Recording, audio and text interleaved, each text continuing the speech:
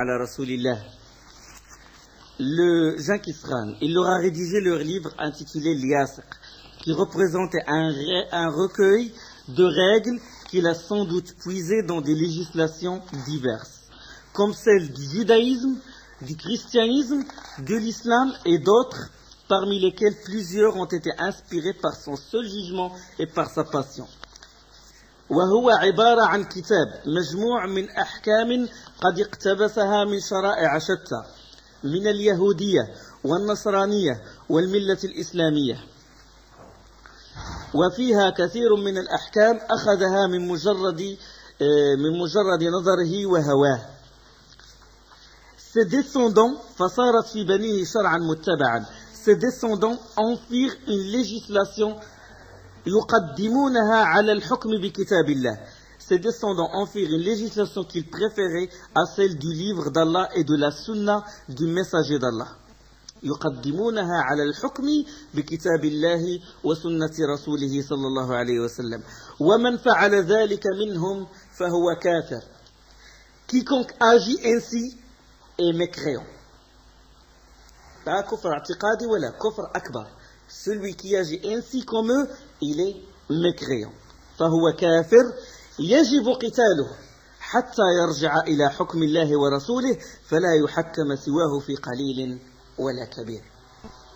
Quiconque agit ainsi est un mécréant qu'on doit combattre par les armes jusqu'à ce qu'il revienne à la législation d'Allah et de son messager et qu'il n'applique plus aucune autre législation. Ibn Kathir, volume 2, page 68.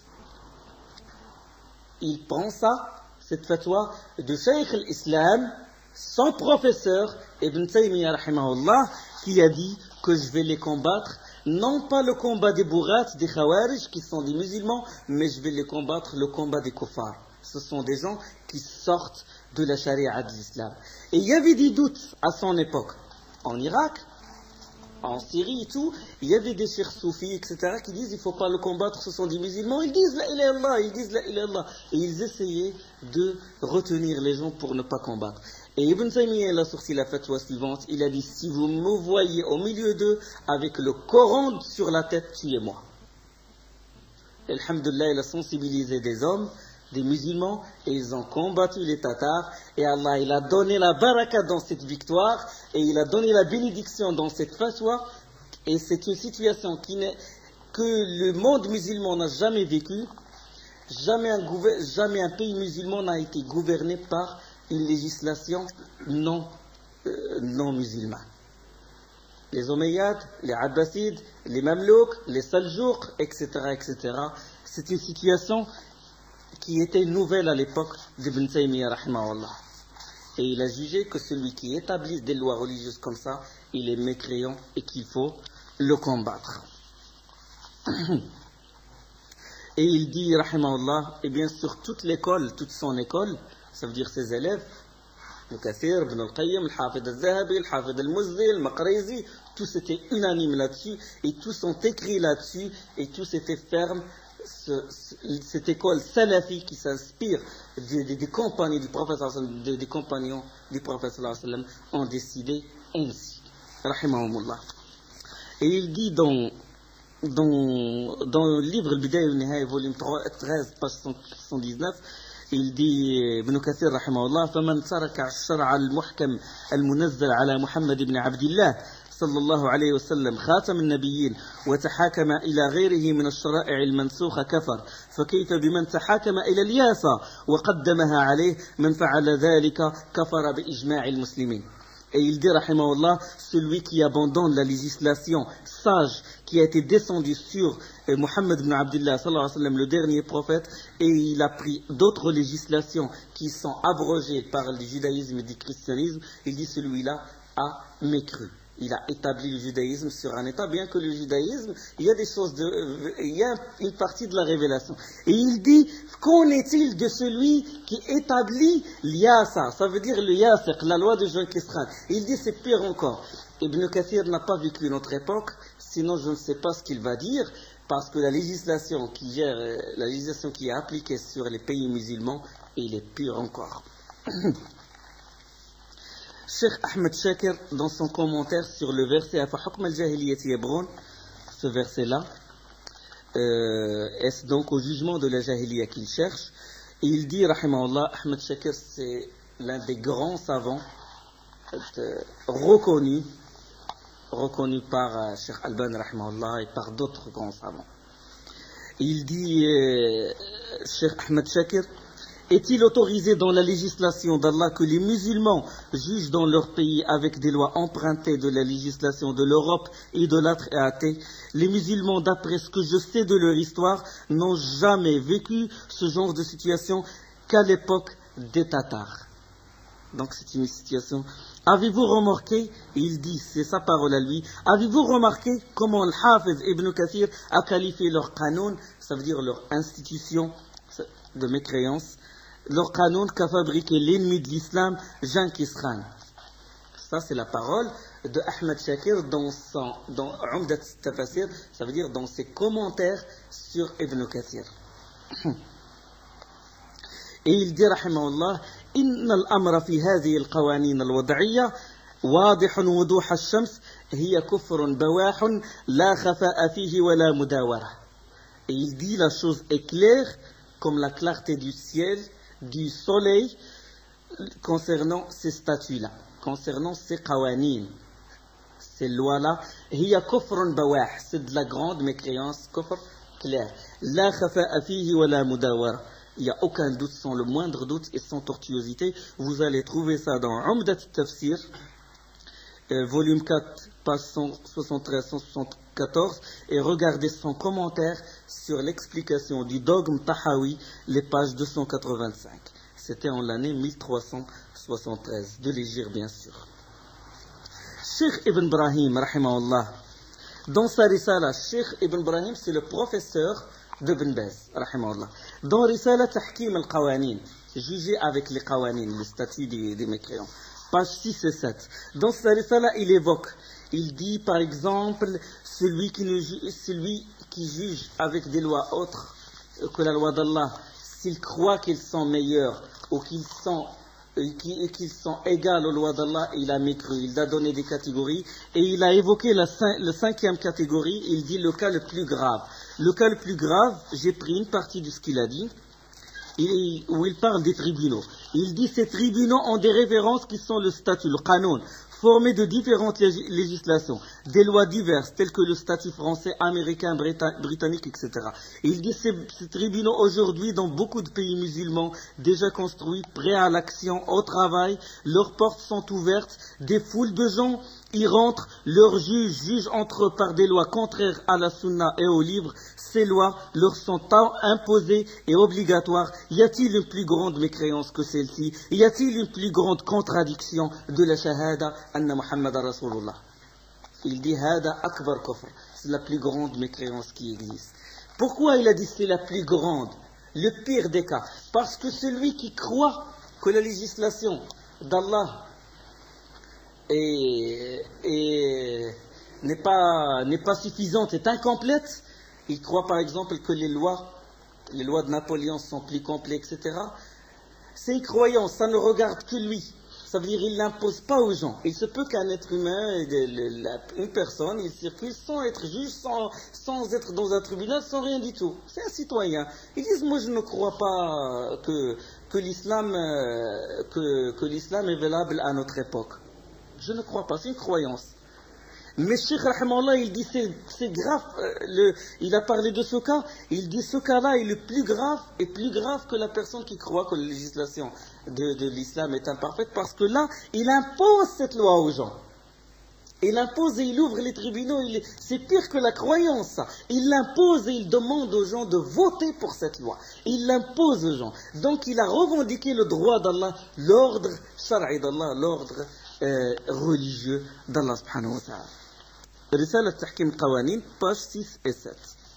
L'imam Shanqayti, rahimahullah, il dit, quand il a évoqué des textes comme le texte dans Surat al-An'am, wa in ata'tumuhum innakum la mushrikun, si vous les obéissez, vous deviendrez certes des associateurs dans Surat al-An'am, et il a évoqué alam a'ad ilaykum ya bani adam alla ta'budu ash-shaytan, ne vous ai-je pas engagé ne vous ai-je pas donné la responsabilité de ne pas adorer Shaitan? Et il a évoqué des textes et il a dit à la fin وبهذه النصوص السماوية التي ذكرنا.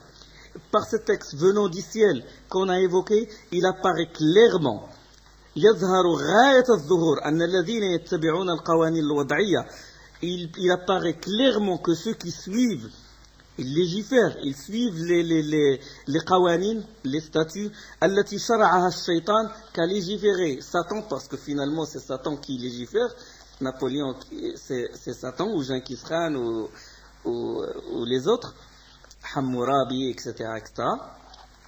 Shaitan, ala al-sinati awliya'ih, qu'a légiféré Satan par la langue de ses alliés, مخالفة لما شرعه الله جل وعلا على ألسنة رسوله صلى الله عليه وسلم. Alors, il apparaît clair à partir de ces textes que celui qui suit ces lois-là, il les suit et il sait qu'ils sont contradictoires à la sunna, à ce qu'a légiféré Allah subhanahu wa ta'ala par l'intermédiaire de ses envoyés. Personne ne doute de sa mécréance. أنه لا يشك في كفرهم وشركهم إلا من طمس الله بصيرته وأعماه على نور الوحي مثلهم. Personne ne doute de la mécréance, de leur mécréance, sauf quelqu'un qu'Allah a occulté ou Allah a aveuglé de la lumière de la révélation, où il a scellé son cœur. Adwa al-Bayan, volume 4, page 91, page 92. Ibn Baz, rahimahullah. وجوب تحكيم شرع الله ونبذ ما خالفه. رسالة وجوب تحكيم شرع الله. Il dit رحمه الله ولا إيمان لمن اعتقد أن أحكام الناس وآراءهم خير من حكم الله ورسوله. Il n'y a pas d'iman pour celui qui croit que les lois émises par les gens et leurs opinions sont mieux au pareil que la loi d'Allah et de son envoyé. ولا إيمان لمن اعتقد أن أحكام الناس وآراءهم خير من حكم الله ورسوله أو تماثلها أو وتشابهها. La suite. أو تركها. De même pour celui qui l'a abandonné, il a délaissé حكم الله, la loi d'Allah. أو تركها, il a abandonné وأحل محلها الأحكام الوضعية, et a mis à sa place des lois venant des hommes et des régimes. والأنظمة البشرية وإن كان معتقدا أن أحكام الله خير وأكمل وأعدل. Il dit de même il n'y a pas de iman pour celui qui abandonne, il délaisse la loi d'Allah à côté, il a mis à sa place des lois venant des hommes et des régimes, même s'il croit, même s'il a l'i'tiqad que les lois d'Allah sont plus parfaites et plus justes, même s'il croit intérieurement du moment qu'il fait l'acte, parce que aqidat al-sunnah wal-jama'a, tel qu'on l'a pris de nos savants, alhamdulillah, c'est que la personne, il devient mécréant par la parole, par l'acte et par la conviction. Il devient, s'il doute du jour dernier, il devient kafir. S'il prononce, il insulte Allah subhanahu wa ta'ala, on ne dit pas que cette insulte prouve qu'il n'a pas l'a'tiqad, on dit kafara bisabbihi. Il est devenu mécréant en insultant, on ne dit pas la relation. On ne dit pas la relation. D'accord? De même, s'il se prosterne devant une tombe, c'est un acte. D'accord? C'est un acte. Et cet acte le sort. On ne dit pas que sa prosternation implique qu'il n'a pas l'a'tiqad. On ne le dit pas. يكفر الإنسان بقوله وباعتقاده وبعمله. C'est une qaïda chez Ahl Sunnah wal Jama'a. On a dit que l'iman est qawl wa amal. On le répète, on cesse de le répéter. Parole et acte. Parole de la bouche et parole du cœur. Acte du cœur et acte du corps. C'est des piliers. C'est des piliers. Et non pas, et ne dites jamais que l'acte est un fruit de l'iman. Ça, c'est une parole de Murji'a. Ne dites jamais, dites l'acte fait partie de la foi, de l'iman. Parce que ça n'existe pas à l'époque du prophète sallallahu alayhi wa sallam, dans toute la sira, et c'est même rapporté par Ibn Mas'ud, il n'existait que 3 catégories. Il y a les gens qui sont mu'minin, croyants, intérieurement, et extérieurement. Ceux qui sont évoqués dans le début de Surat al-Baqarah. Alif Lam Mim ذلك الكتاب لا ريب فيه هدى للمتقين الذين يؤمنون بالغيب ويقيمون الصلاة ومما رزقناهم ينفقون. Ceux qui croient au ghaib, en Allah au jour dernier, etc. et ils donnent l'aumône. Donc croyants, ils ont l'iman intérieur et extérieur. Il y a cette catégorie à l'époque du prophète sallallahu alayhi wa sallam. Et des kuffars. Inna alladhina kafaru sawa'un alayhim anzartahum am lam tunzirhum la yu'minun. Les mécréants. Tu les avertis, tu ne les avertis pas, ils ne vont pas croire. Ces gens-là sont mécréants extérieurement et intérieurement. Ils ont déclaré la guerre, etc. Et à l'intérieur, ils étaient des kuffars. La troisième catégorie, les munafiqin, les hypocrites. ومن الناس من يقول آمنا بالله وباليوم الآخر وما هم بمؤمنين. Parmi des gens, il y en a que ceux qui disent nous croyons en Allah le jour dernier, mais ils ne sont pas des croyants. Ça veut dire qu'ils montrent les actes des musulmans, mais intérieurement, kuffar. Existe-t-il cette catégorie qui dit que quelqu'un a l'iman à l'intérieur sans faire d'actes? On ne le trouve pas dans la sira du prophète sallallahu alayhi wa sallam. On se réfère au salaf, c'est ça le salaf. C'est ça les trois catégories. Et le sujet a besoin davantage de détails. Ça c'est la fatwa de Ibn Baz rahimahullah. Et il dit dans une autre fatwa, ce qui annule l'islam, ça il parle surtout de la croyance, mais même le terme i'tiqad dans le salaf, c'était les paroles et les actes du cœur. Ça veut dire qu'ils rentrent l'amour, ils ne réduisent pas la foi, l'iman, aux simple adhésion du cœur, au simple tasdiq. Ça n'existe pas, c'est le salaf. L'a'tiqad, quand ils disent i'tiqad, ils rentrent la parole du cœur qui est le tasdiq jugé véridique, l'information, et l'amour qui est un pilier. D'accord? Si quelqu'un croit en Allah, reconnaît Allah et tout, mais il ne l'aime pas ou il n'aime pas le prophète, ce n'est pas musulman. Parce que cet acte du cœur s'annule, et quand l'acte du cœur s'annule, la foi, elle s'écroule. La foi, elle s'annule. Il dit, Cheikh Ibn Baz, rahimahullah, dans Nawaqid al-Islam, ce qui annule l'islam, il dit celui qui croit que le régime, quand les institutions, les lois, quand établit les gens, sont mieux que la loi d'Allah. Ou bien, pareil, ou bien il est autorisé de s'en remettre à ces lois-là. Celui qui dit ça, il a annulé son témoignage. Il est mécréant. Il dit yajouz. Il est autorisé que vous vous en remettez aux lois des mécréants. أو أنه يجوز التحكم عليه ولو اعتقد أن الحكم بالشريعة أفضل. Même s'il croit que juger avec la charia est mieux. S'il dit qu'il est autorisé de s'en remettre au jugement des mécréants, il est mécréant. يجوز فقط. وأن النظام, et s'il prétend que l'islam لا يصلح تطبيقه في القرن العشرين, et s'il prétend que l'islam n'est pas applicable au XXe siècle. Et il ajoute رحمه الله أو أنه كان سببا في تخلف المسلمين, et si quelqu'un prétend que l'islam a causé le sous-développement des musulmans, il est mécréant. De même, أو أنه ينحصر في علاقة المرء بربه دون أن يتدخل في شؤون الحياة الأخرى, et de même s'il réduit l'islam à une simple relation entre l'être humain et le Créateur sans qu'il touche tous les aspects de la vie, il est mécréant. S'il dit par exemple l'islam ne regarde que toi, et l'islam se réduit à la mosquée. L'islam se réduit à la mosquée. Non, ce n'est pas applicable dans le domaine économique ni dans le domaine social. Il dit Cheikh Ibn Baz, hada naqid al-islam, yakfar. Et s'il dit naqid al-islam, ça veut dire kufr akbar. أو أن يتخذ ويدخل في القسم الرابع, il rentre dans la catégorie de ce qui annule l'islam, أن من يرى أن إنفاذ حكم الله في قطع يد السارق أو رجم الزاني المحصن لا يناسب العصر الحاضر. De même, celui qui voit le fait de couper la main au voleur et de lapider le fornicateur qui est déjà marié ne convient pas à notre époque. Il dit il est mécréant, kafir, kufr akbar. Il dit ويدخل في ذلك أيضا كل من اعتقد أنه يجوز الحكم بغير شريعة الله في المعاملات أو الحدود أو غيرهما.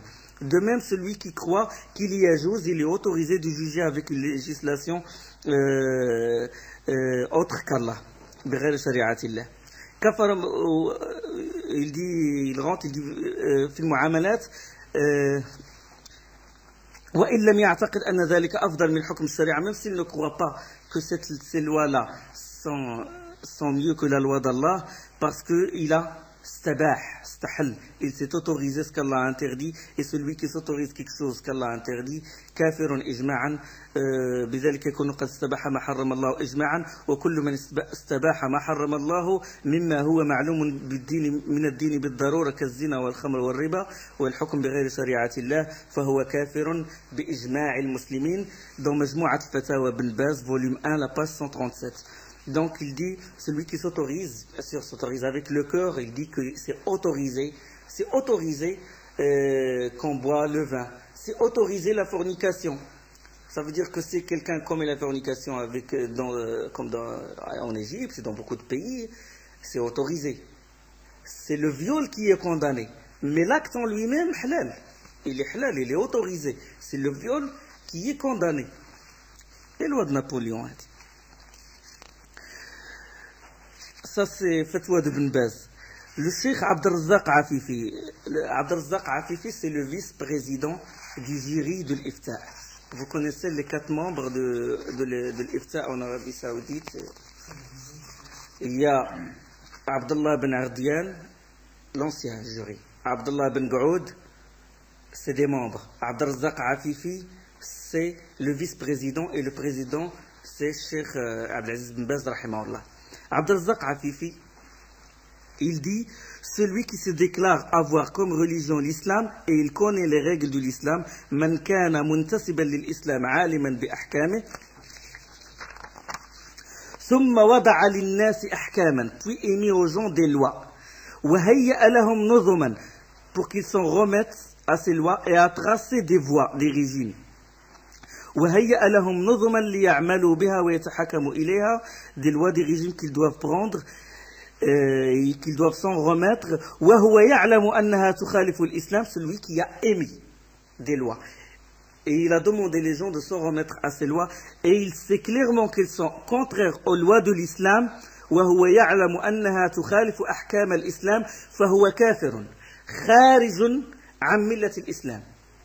Il dit, celui qui a émis ces lois-là, et il sait qu'ils sont contraires à l'islam, et il demande des gens de s'en remettre à ces lois-là, c'est un mécréant. Et il ajoute, c'est un mécréant, exclu de la religion de l'islam. Le livre Shubuhat Hawl Sunna, des ambiguïtés autour de la Sunna, Risalat al-Hukm bighayr ma anzalallah, une risala sur juger avec autre loi que les lois d'Allah, page 64-65, Dar al-Fadila en 1417, elle est récente. Cheikh al-Uthaymin, hafidahullah, il dit, man lam yahkum bima anzalallahu istighfafan bihi, أو احتقارا له أو اعتقادا أن غيره أصلح منه. Celui qui ne juge pas parce qu'Allah a fait descendre par dérision, moquerie ou mépris de la loi d'Allah, ou parce qu'il croit que d'autres régimes sont mieux que la loi d'Allah, واحتقارا أو اعتقادا أن غيره أصلح منه وأنفع أو مثله, il croit que c'est ou parce qu'il croit que d'autres régimes sont mieux que la loi d'Allah et plus utiles pour les gens ou pareil que la loi d'Allah, فهذا كافر كفرا مخرجا من الملة, celui-là est mécréant et sa mécréance le sort de la milla. Et il dit une chose, bien sûr, il dit que يعتقد qu'ils sont au mieux. ومن هؤلاء, et parmi ceux-là, parmi ces dents, il rentre dans cette catégorie. ومن هؤلاء من يضعون للناس تشريعات تخالف التشريعات الإسلامية لتكون منهاجا يسير الناس عليه. Et parmi cette catégorie de mécréants, et parmi cette catégorie, ceux qui établissent des lois, des législations contraires à celles de l'islam pour qu'elles soient une voie, un minhaj que doivent prendre les gens. فإنهم لم يضعوا تلك التشريعات, car ils n'ont établi ces lois contraires aux lois d'Allah, فإنهم لم يضعوا تلك التشريعات المخالفة للشريعة الإسلامية إلا وهم يعتقدون أنها أصلح وأنفع للخلق. Ils n'ont établi ces lois contraires aux lois d'Allah que parce qu'ils croient qu'ils sont plus parfaits et plus utiles pour les gens. فإذ من المعلوم بالضرورة العقلية والجبلية الفطرية أن الإنسان لا يعدل عن منهاج إلى منهاج يخالفه إلا وهو يعتقد فضل ما عدل إليه ونقص ما عدل عنه. C'est connu par évidence que l'être humain ne passe d'une voie, d'un minhaj, vers une autre voie qui lui est contraire, que c'est parce qu'il croit en l'utilité de la voie qu'il a choisie et en l'imperfection de la voie dont il s'est détourné. Vous avez compris le sens? Il dit, il est impossible que quelqu'un il établisse, il construit chaque année des tribunaux et des gens à l'université, on leur donne des licenciants, ils ont la maîtrise, le magistère dans les droits des mécréants, et il pousse ça et il met ça dans ce qu'on appelle l'instruction civique et il l'impose dans les écoles. Il dit impossible que cette personne croie en Allah. Et il dit, s'il fait ça, parce qu'il est connu par la raison et par la fitra que la personne, il ne choisit, il se détourne d'une voie, il choisit une autre que parce qu'il a voulu, que parce qu'il croit en ça. Donc il rentre dans l'a'tiqad, la volonté, qui est un axe du cœur. Si on réunit, on voit loin dans leurs propos, c'est aqidat al-sunnah. C'est aqidat al-sunnah. Du moment que la personne, Allah subhanahu wa ta'ala lui a donné la faveur de comprendre aqidat al-sunnah concernant l'iman, tout est clair. Tout est clair et il arrive à faire la corrélation entre les différentes paroles. Il dit, ils n'ont pas émis ces lois que parce qu'ils croient qu'ils sont mieux que la loi d'Allah, que parce qu'ils croient qu'ils sont plus utiles que la... Et celui qui croit que la loi des mécréants est plus utile aux gens, aux lois d'Allah, et les mécréants à l'unanimité des savants. D'accord? Ça c'est dans Majmou' al-Thamin, et vous le trouvez même dans Sharh al-Usul Salat. Quand il a parlé des Tawarit, le 5e Tarot, c'est ces propos exactement que j'ai copiés. Et il dit, rahimahullah, dans le même livre, et il dit,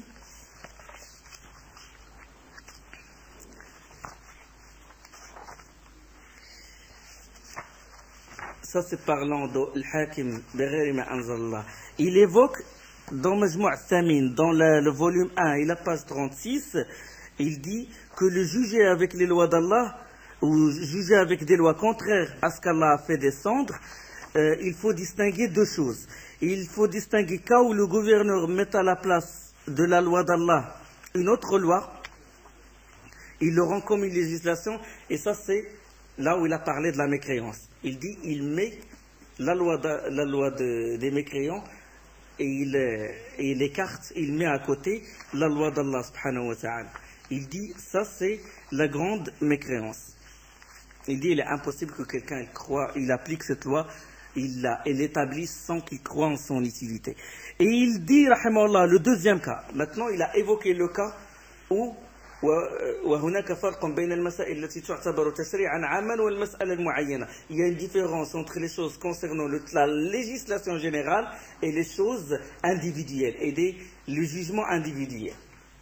D'accord? Dans le cas où le juge, son statut, il revient, les punitions et tout, il revient au livre des grands savants. Imam Ahmed Masail, Imam Ahmed, Imam Malik, Abu Hanifa, etc. Les grands Qodat, les grands juges, etc. Il revient au texte. Mais le texte, il est là, et la punition est là, mais il a été corrompu.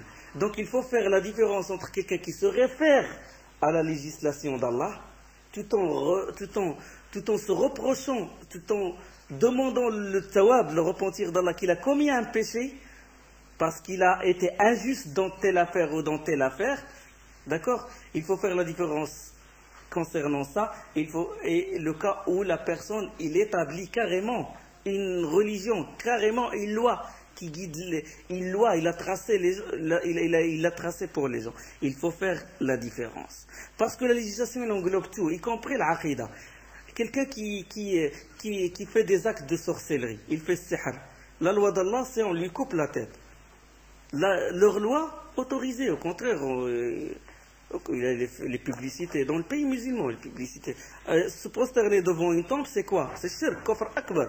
C'est la grande mécréance dans la loi de l'islam. Mais dans leur loi, c'est quoi? C'est autorisé. C'est même surveillé par les autorités et on met même des publicités dans la télé. Venez adorer. Donc la législation, elle englobe le tout. Et il dit, deuxième cas où il change la loi d'Allah dans une affaire bien précise. Il dit, ça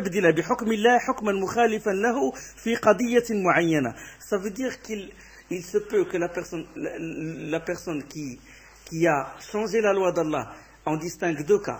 Cas où il met la législation d'Allah à côté, carrément, et il établit la législation des mécréants, il se réfère à la législation des mécréants. Et cas où sa référence, c'est le Coran et la Sunna, mais dans certains cas, il commet des péchés. 1, 2, 3, 4, même 1000 fois. Sans compter, c'est un péché. Il se réfère au Coran et la Sunna. Mais en majorité, dans son travail, quand il juge entre les gens, il juge par la loi d'Allah. Et il peut qu'il soit corrompu dans une chose, il se peut qu'il soit submergé par des passions, il se peut que celui qui a volé, c'est son cousin, il ne peut pas lui couper la tête, lui couper la main gauche, et il essaie d'insinuer pour ne pas lui appliquer la loi d'Allah. Contrairement à l'autre il dit, il n'y a pas de couper la main. Et celui qui dit couper la main, c'est un arriéré, c'est un conservateur. Il ne fait retourner 14 siècles en arrière. Donc il y a deux cas où il établit une loi carrément des mécréants, et cas où il se réfère à la loi d'Allah, mais il lui arrive d'être injuste, il lui arrive de changer la loi d'Allah. Il dit, rahimahullah, an yastabdila bi hukmillah hukman mukhalifan lahu fi qadiyya muayyana. Il se peut qu'il change la loi d'Allah dans une affaire bien précise. دون أن يجعل ذلك قانونا يجب التحاكم إليه. Sans rendre quand il change la loi d'Allah, sans rendre ce changement, cette nouvelle loi qu'il a mis de lui-même, sans la rendre comme un statut qui est imposé aux gens. D'accord? Ça veut dire que le voleur, on lui coupe la main, lui il a changé ça par 3 mois de prison par exemple. Mais 3 mois de prison dans une affaire bien précise, dans cette affaire qui est parce qu'il a été corrompu, etc. Sinon, en général, toujours celui qui vole, on lui coupe la main dans la loi d'Allah. Il n'a pas rendu ce changement de loi comme un statut. D'accord? Il n'a pas égalé Allah subhanahu wa ta'ala dans la législation. D'accord? Et là, il dit, hafidallah, il dit, falahu thalat halat. Il dit, s'il ne rend pas ce changement comme une législation, il dit, أَيَّفْعَلَ ذَلِكَ عَالِمًا بِحُكْمِ اللَّهِ مُعْتَقِدًا أَنَّ مَا خَالَفَهُ أَوْلَى مِنْهُ وَأَنْفَعَ الْعِبَادِ. C'est qu'il fait ceci tout en sachant, tout en reconnaissant la loi d'Allah et en reconnaissant, croyant que ce qu'il a contredit, que cette loi est contraire à ce qu'il a jugé lui-même, مُخَالِفَةً وَأَنْفَعَ, et que la loi d'Allah est plus utile pour les gens, et il a dit, il dit, s'il change cette loi-là, il y a 3 cas. Dans la deuxième catégorie, s'il ne juge pas avec la loi d'Allah, et il a la conviction que la chose qu'il a jugée est mieux que la loi d'Allah, et il est plus utile, et où elle est égale, où il est autorisé de se passer de la loi d'Allah et de juger avec cette loi. Il dit, celui-là, il est kafir, il est mécréance, il le sort de la milla. Même dans une affaire, une seule affaire précise, dans une seule affaire, s'il croit que dans cette affaire, le jugement ne le convient pas, le Coran et le Sunna ne le convient pas, et qu'il est plus utile qu'il fasse ça, que cette loi-là, il est plus utile, même dans une seule affaire, il est mécréant. Parce que celui qui ne reconnaît quelque chose qui est connu par nécessité, celui à qui on lui donne des preuves comme quoi le siwak c'est une sunna et tout, et il dit non, moi je rejette ce siwak là, je ne crois pas à ça, et hada yakfur. S'il ne croit pas, si après lui avoir ramené les preuves et l'ironie, yakfur. Même dans les petites choses, il peut sortir de la mille. Ça c'est le premier cas. Il dit s'il croit que ce qu'il a fait est bon et ce qu'il a fait est plus utile, etc. Et mieux que la loi d'Allah ou égal à la loi d'Allah. Deuxième cas, il dit s'il fait ça, tout en sachant la loi d'Allah, et il sait que la loi d'Allah est mieux et plus utile, mais il l'a fait pour nuire à celui qui subit le jugement. Il l'a fait pour nuire à cette personne. Dans ce cas, il n'est pas kafir, il est zalim, il est injuste.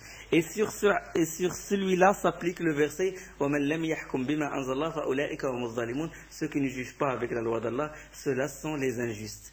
Il reconnaît la loi d'Allah, mais il a voulu nuire à telle personne, comme ce qu'a fait le Hajjaj ibn Yusuf, comme ce qu'ont fait certains juges de l'époque des Omeyyades, l'époque des Abbasides, les Saljouk, les Mamelouks, etc. Ils ont fait ça. Ils ont voulu nuire, soit il est de la secte qui est différente de sa secte à lui, soit il a eu des problèmes, soit c'est une tribu, il a des problèmes avec cette tribu, et il est injuste, tout en reconnaissant la loi d'Allah. Hada dhulm, et il n'est pas kufr.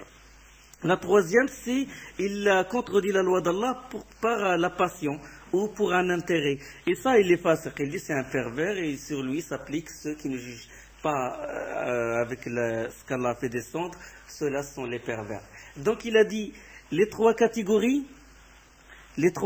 s'appliquent sur celui qui reconnaît la loi d'Allah et sur celui dont la référence c'est la loi d'Allah. D'accord? Les trois versets. Pour Cheikh Al-Uthaymin, il dit que ces versets-là ne s'appliquent même pas sur celui qui a légiféré. Celui qui a légiféré, il est mushrik, il a légiféré, il ressemble, il a égalé Allah dans sa seigneurie. Les versets dans Surat Al-Ma'idah, وَمَنْ لَمْ يَحْكُمْ بِمَا أَنزَلَ اللَّهُ فَأُولَٰئِكَ هُمُ الْكَافِرُونَ وَمَنْ لَمْ يَحْكُمْ بِمَا أَنزَلَ اللَّهُ فَأُولَٰئِكَ هُمُ الظَّالِمُونَ وَمَنْ لَمْ يَحْكُمْ بِمَا أَنزَلَ اللَّهُ فَأُولَٰئِكَ هُمُ الْفَاسِقُونَ. Il dit ne s'applique même pas sur lui, sur celui qui a légiféré. D'accord? Vous avez compris ce qu'il a voulu dire? Il dit وهذا فرق بين المسائل اللي تعتبر شريعة عاما والمسألة المعينة. Il y a une différence entre législation générale, quand la personne il légifère, il jette carrément la loi d'Allah, et dans le cas où il se remet, sa référence c'est la loi d'Allah, mais il tombe dans l'injustice, il tombe dans la perversité. D'accord? Donc ça, c'est ce qu'on connaît de la vérité, c'est ce que les grands savants ont dit, clair et net.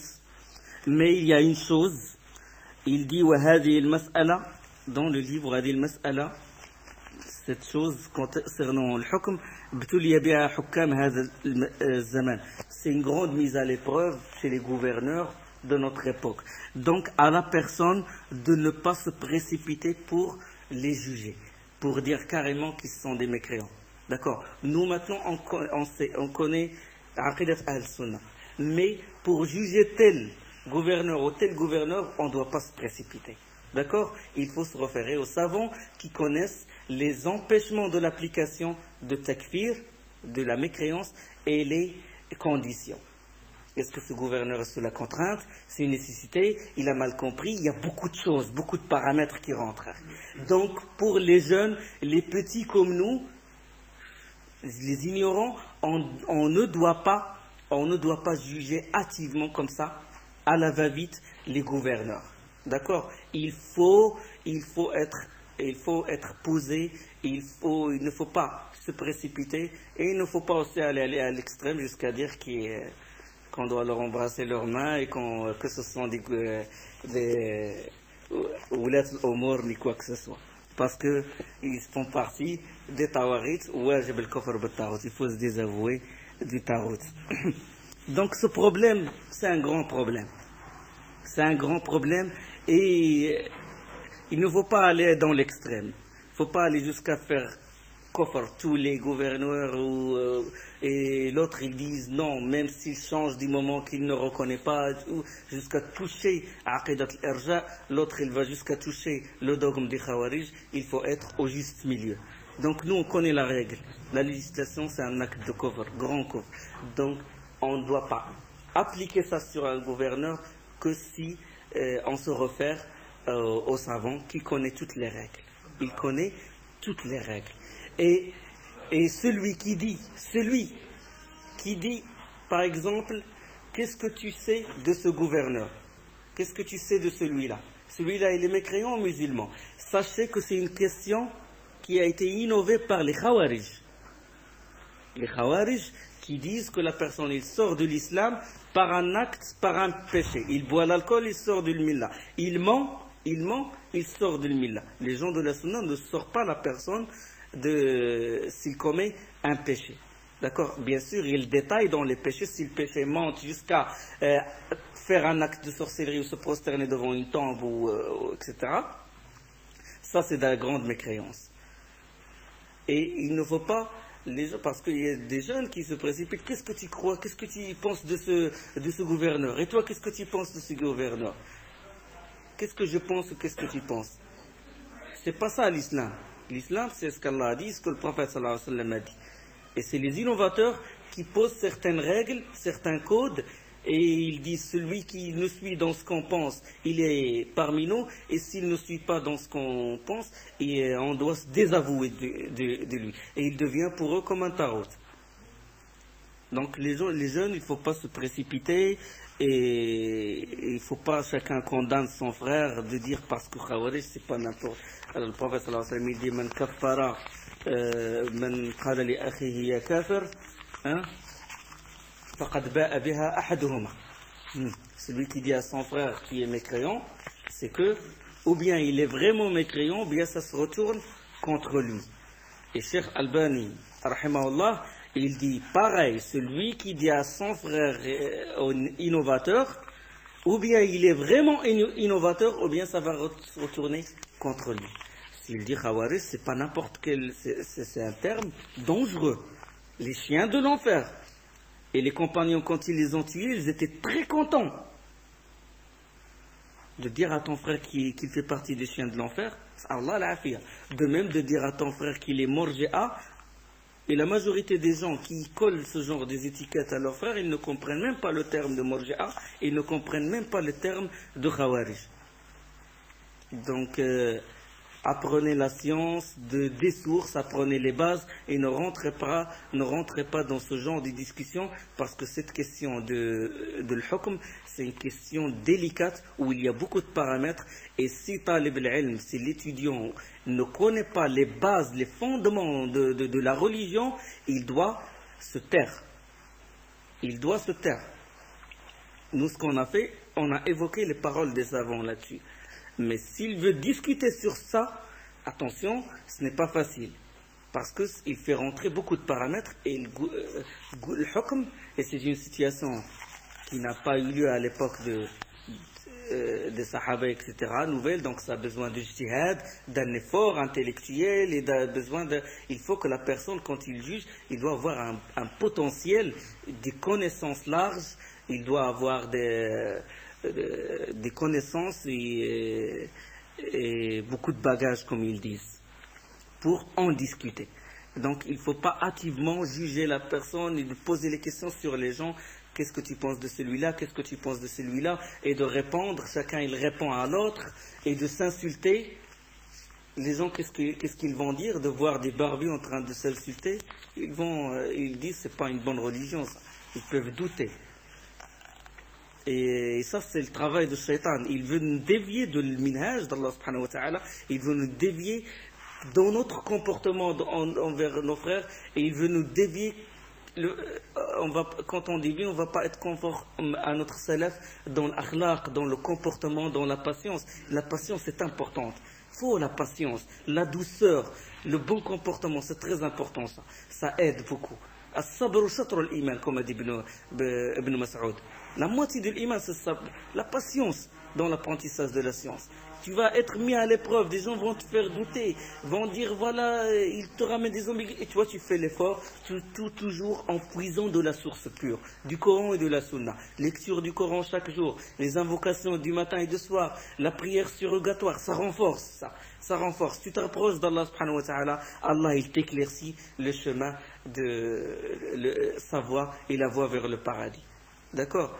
Bon, on a fait un petit pas, on connaît nos savants, on connaît leur minage qu'ils ont tracé, on les suit, mais sans qu'il y ait d'opposition entre nous.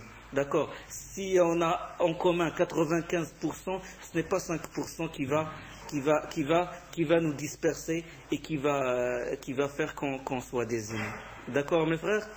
Bon, il ne reste que le verset du Coran où Allah subhanahu wa ta'ala يقول لا إكراه في الدين قد تبين الرشد من الغي فمن يكفر بالطاغوت ويؤمن بالله فقد استمسك بالعروة الوثقى لا انفصام لها والله سميع عليم. Pas de contrainte dans la religion, l'orientation vers le droit chemin est maintenant claire et nette par rapport à l'égarement et au péché. Donc celui qui refuse de croire aux idoles, au tarot et croit fermement et énergiquement en Allah, celui-là tient une liaison étroite et une ferme attache qui ne se disjoint jamais, et Allah est l'entendeur et l'omniscient.